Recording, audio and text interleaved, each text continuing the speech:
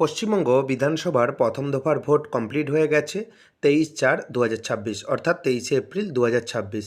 আপনি দেখেছেন বা বিভিন্ন নিউজ চ্যানেলে শুনেছেন যে প্রায় 92.88% ভোট দিয়েছেন মানুষ। এই ভোট বৃদ্ধির কারণ কি রয়েছে? বিভিন্ন কারণ রয়েছে। প্রথম কারণ রয়েছে এসআইআর প্রক্রিয়া কমপ্লিট হওয়ার পর ভোট হচ্ছে।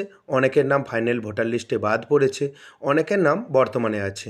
অনেকে মনে করেছেন এই ভোট না দিলে ভোটার লিস্টে পরবর্তীতে সমস্যায় পড়তে পারেন, সেজন্য ভোটিং পার্সেন্টেজও বাড়তে পারে।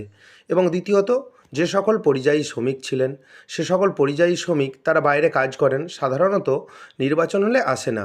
এই এসআইআরে নাম বাদের একটা ব্যাপার রয়েছে, সেজন্য ওনারা বাড়িতে এসে ভোটদান করেছেন।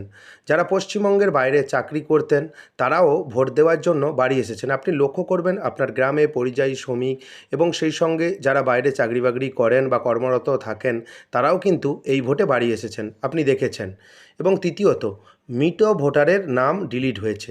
দীর্ঘদিন ধরে আপনারা দেখবেন যে ভোটার লিস্টে মৃত ভোটার ছিল, কিন্তু এই মুহূর্তে মৃত ভোটারের নাম ডিলিট হয়েছে। এবং সমস্ত মৃত ভোটারের নাম ডিলিট হওয়ার ফলে ভোটিং পার্সেন্টেজও বেড়েছে। এবং যেহেতু মৃত ভোটার থাকতো, সেক্ষেত্রে যেই পার্সেন্টেজ মৃত ভোটার থাকতো সেটাতে তো নেগেটিভে থাকতো, সেটা তো পজিটিভ হতো না। সেক্ষেত্রে মৃত ভোটার আপনাদের দেখবেন ভোটার লিস্টে একটাও নেই, সমস্ত কিছু ডিলিট হয়েছে। পশ্চিমবঙ্গের মানুষ রাজনৈতিকভাবে খুবই সচেতন, এটা কিন্তু আপনাকে মানতেই হবে। গ্রাম থেকে শহর সব জায়গায় রাজনীতি নিয়ে আলোচনা হয়, ফলে ভোট দেওয়ার আগ্রহ মানুষের মধ্যে খুবই বেশি। আপনি ভোটার পার্সেন্টেজ আপনি যদি দেখেন বা ভোট দেওয়ার পার্সেন্টেজ আপনি দেখেন অন্য স্টেটের সঙ্গে আপনি যদি কম্পেয়ার করেন বা তুলনা করেন, সেক্ষেত্রে কিন্তু পশ্চিমবঙ্গের ভোট দেওয়ার প্রবণতাটা খুবই বেশি প্রত্যেকটি ইলেকশানে। সর্বোপরি নির্বাচন কমিশন বিভিন্ন সচেতনতামূলক ক্যাম্পেইন চালিয়েছেন, সঙ্গে ভোটারদের সুরক্ষা বিভিন্ন ব্যবস্থা করেছেন।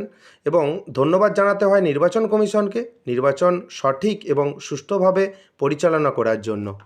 এই ছোট্ট ভিডিওতে আশা করি আপনাকে বোঝাতে পারলাম যে ভোটিং পার্সেন্টেজ কেন বেড়েছে।